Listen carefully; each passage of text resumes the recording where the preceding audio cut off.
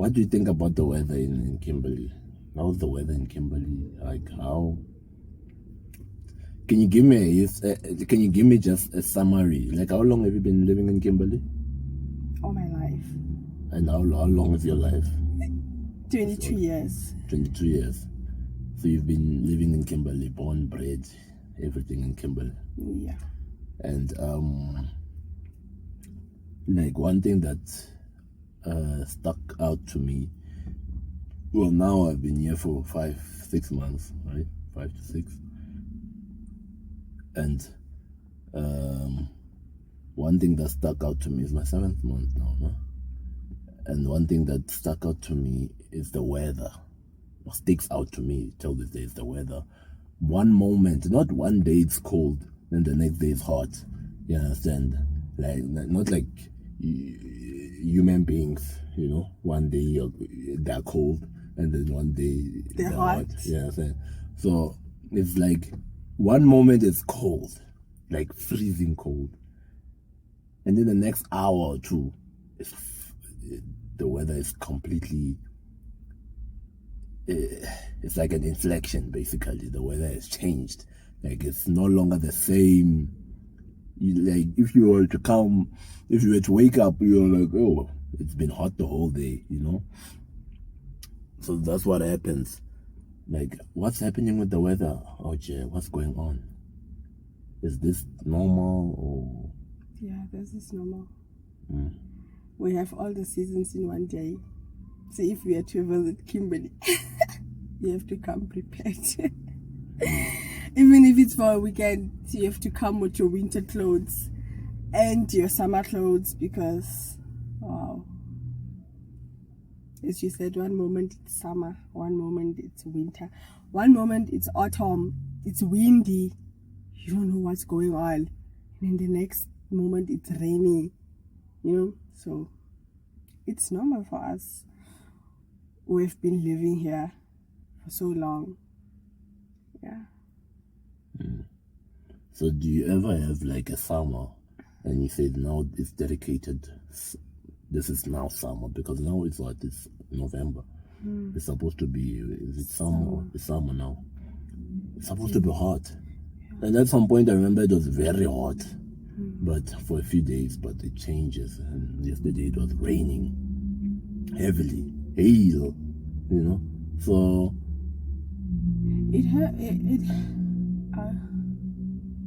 there was a time when summer was for summer, winter was for winter. Whatever season was for that season, but it a long time ago. With air pollution and a lot of stuff happening, the weather.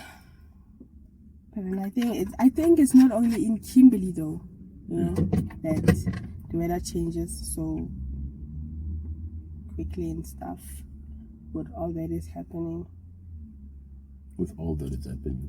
Oh no, yeah, the air pollution and whatnot, you know. So air pollution is contributing to the weather during this. Yeah, in Kimberley.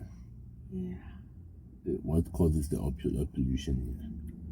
We have deep dumps where there's always fire. You know. I'm not gonna say we have. I don't think we have factories here. Yeah, and yeah. But as I said, it's not only in Kimberley. I don't think it only happens here. Yeah. It's just that it's for you. It might look abnormal because you're in Kimberley, but I think it happens all over. Yeah. Some provinces. Happens also. So in the morning it's cold and then later on it's hot, you know, like you can sleep naked outside and stuff. And then the next moment it's raining out of the blue. So yeah. Okay. Yeah, that's the thing, like with Kimberley, I feel like for me it's like I know it can happen, you know. I would figure, I'm not really clued up about this pollution and all that, but it's about air pollution, air or air. So I'm not really clear, but then I would. Wow, you're laughing at me. So, but what? but I would assume, yes, it happens worldwide or nationwide, but it's so constant. The way it happens here, like the weather changes. Is it because I end up thinking this is a ghost town or something. You understand? Like it's like a vampire movie, you know. Like I keep on saying this. Remember me saying this to you? Like those Twilights and all that. I'm like, yo, what is happening here? You know, like one moment the town or the city or the place is just dark. The next thing, it's like the vampires are done feeding or something, you know. So, yo, it's really, and it's like let me not go down there. No, I hear you though. But you have acclimated, you know, you it's normal for you now. Yeah. It's normal. No, I hear you. So, I think one thing that stands out to me, or one thing I wanted to talk about, what was it again? It was regarding my friends and wow, that transition. I forgot what I wanted to ask you, but yeah, it was regarding it was regarding like I forgot my train of thought. Oh, I forgot what I wanted to ask you. Do you want to ask me something? Yeah. Or do you want to say something? How? I mean, you have been leaving Kimberley soon. I mean, you must have. Do they call them reviews or something about this place? Going back to Palabora, and your friends, family will be asking you, how was your stay there within this past few months that you've been there? How has it been? Yeah. Yeah. Do you have any?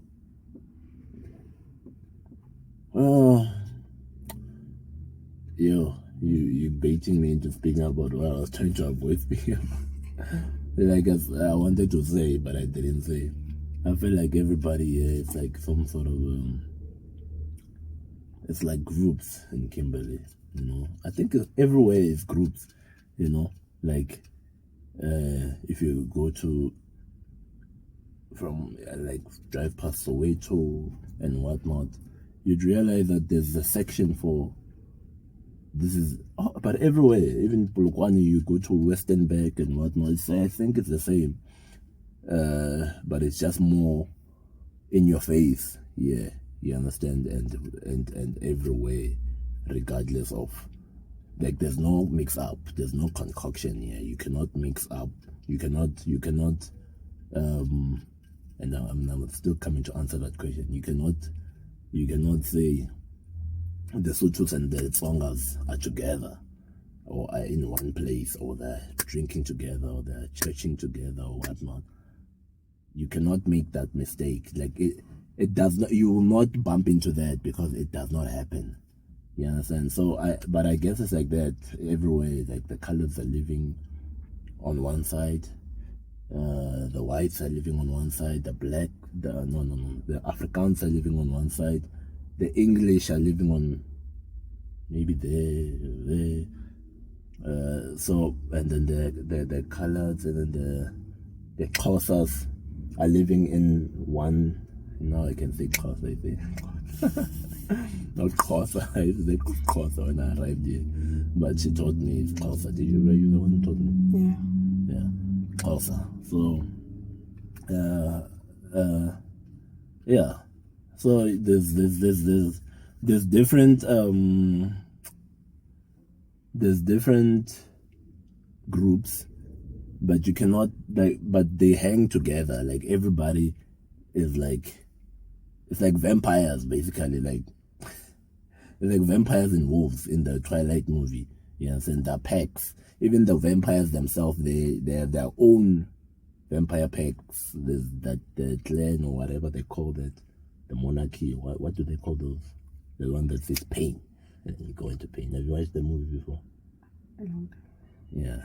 So there's that, and then there's their family, and then there's that, and the friends and cousins. Like they're in different places. So I group them like that. I see it like that. So I think it's like that everywhere.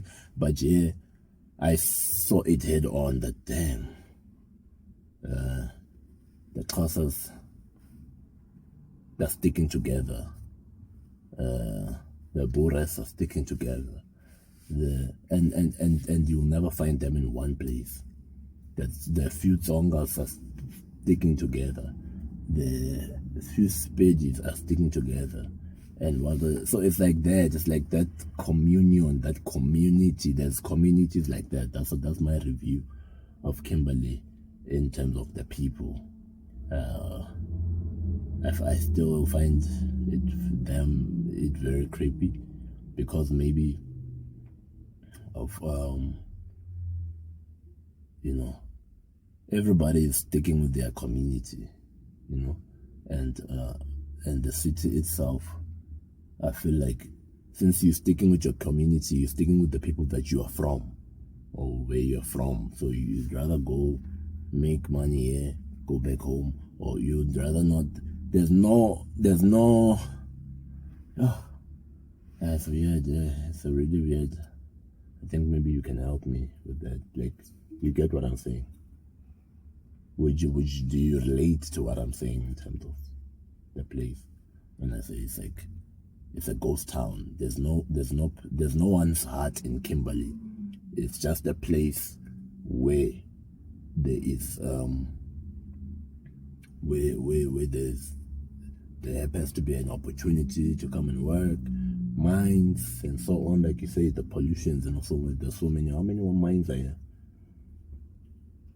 For sure, more than 5-7. No? Don't embarrass me. I don't know. I'm not sure as well. So, but there's so many job opportunities and whatnot. So, but I think there are no job opportunities in Kimberley. Yeah, but in terms of the I'm trying to say the people that are here. Oh, are there no job opportunities at all? You see, in Kimberley, you'd look for a job for 5 years in Kimberley, meeting the requirements of a job and applying for a job for so many years and still not get in. But I wouldn't say, let me not say it's like that all the places, but maybe it is that when you get a job, it's through a connection, through connections. You just applying for a job, saying, I'm going to apply for this job. I meet all the requirements. You apply for a certain job, you're overqualified for this job. You apply for this job, no, you don't meet the requirements. It's like, the jobs are here, there are jobs, but then they want to hire people they want to hire, or maybe they want to hire people they know, not just you who feels like, you feel like I meet the requirements, I'm going to apply for this job, positive that I'm going to get this job. You're not going to get the job. And then people be like, yeah, you don't want to work. We are applying. We are not just sitting and not applying to any jobs. How many people leave Kimberley to go work in other places? Why do they find jobs in other provinces but not in Kimberley? And it's the same. Other people from other provinces, they come to Kimberley for work and be like, but about Kimberley, they don't want to work. It's not like that. Also, you're coming from another province to come work in Kimberley. I'm from Kimberley, I go work in another province. But then I think we should give every province should give their people an opportunity to work in that city or province or something like that. We should work where we live. Yeah. Like the community forums, I think. Isn't that what they do? When you said you notice that people in Kimberley, they are in groups. I don't think, I have never seen that, them being in groups. I think they are in groups when they are at the groove. Sorry, but when you're supposed to be in a group where there are job opportunities, we are departing. We are no longer in groups now. No one is supporting the other one. But when it's time to go groove, we are one. Time for job. Elkene for himself, God for ons alman. Why should it be like that?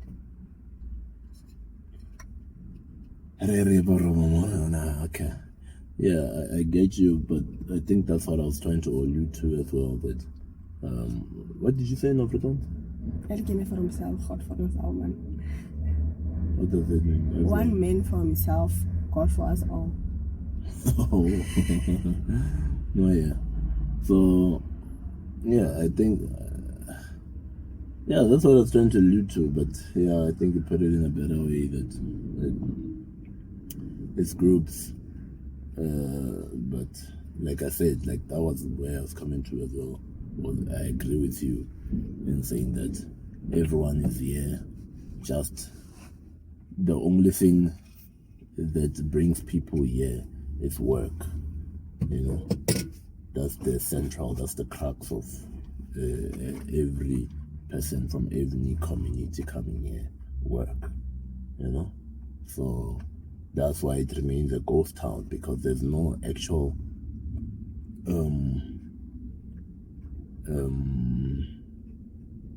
sober community. There's no sober community. You know, there's no real. So what do you think the solution is? You know, like, what is the solution in terms of employment and so on? What do you think the solution is? Because I think, like we were speaking about earlier on, that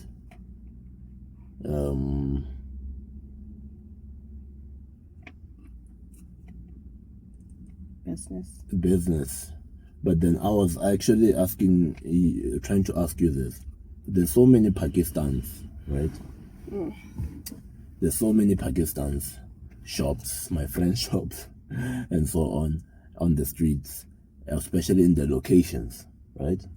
But everywhere, actually, even in town. This is town, right? This is town, but then in the location there, I mean, in one street, you find 5 tuck shops. 5.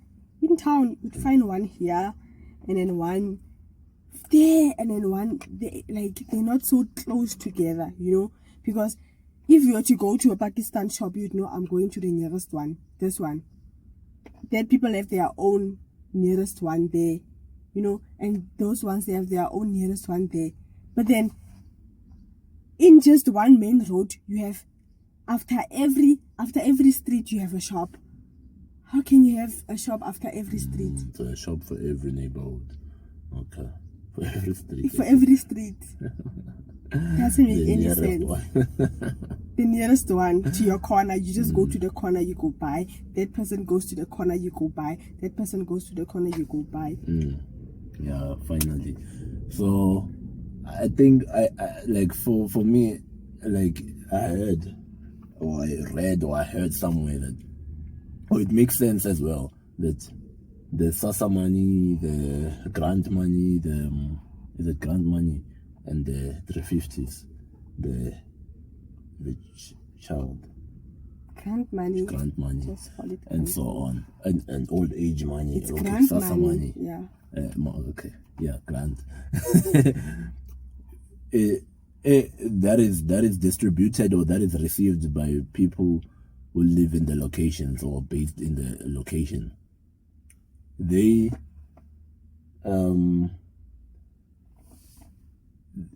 obviously spend the money in the locations, right?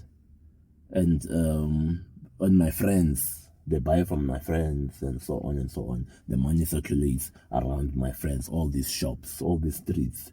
You understand? So it makes sense for me. And apparently it's billions, if not millions, you understand, of friends that are circulating around there. And they are collecting the majority, if not all of it.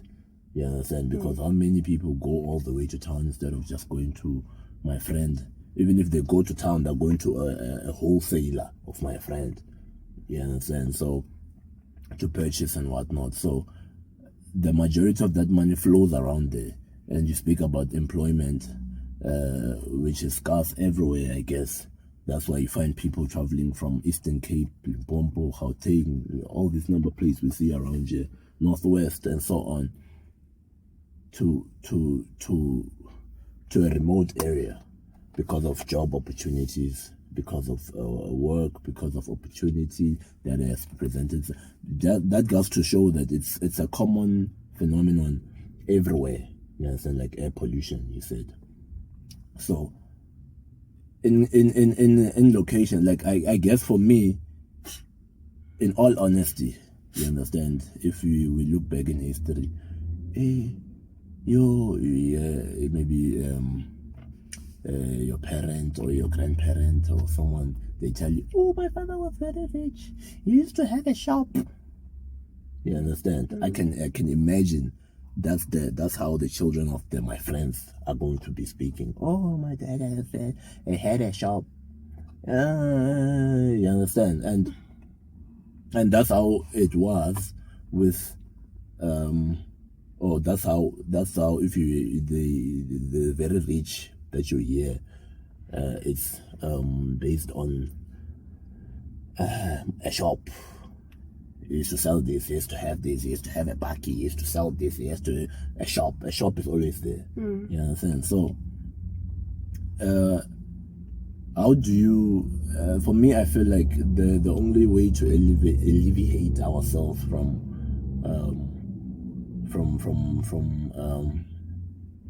what do we call it,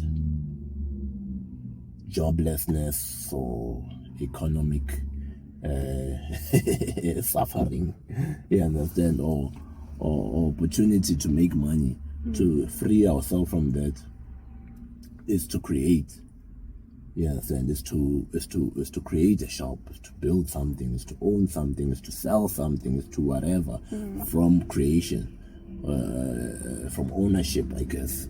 So how do you think, is it possible to go about that, if in the locations especially, you understand, where the majority of people, you know, maybe let me, if I say black, maybe I'm leaving you guys out, the colors and whatnot. So, But I'm not colored. Oh, what are you? I'm Xhosa. Oh, okay. Yeah. So, people. Yeah. So, well, do you agree with me in terms of that's the way to go to create, to build a shop, to have a shop like my friend, you know, because they just started a shop. So is it the best way to go about it to neutralize this whole thing about moving from pillar to post for opportunity that is not guaranteed, that is not lucrative enough for you to sustain, to even sustain you sometimes, but to actually develop and emancipate and liberate and You said something give you a about better life. You said something about people talking, or our parents saying, your granddad or my great grandfather had a shop, he used to sell what, or my great grandmother used to sell what back in the days. Cows. You know, I believe that black people are business minded. You can just sit and think, I can sell this, you know, I can sell this to make money because you are unemployed.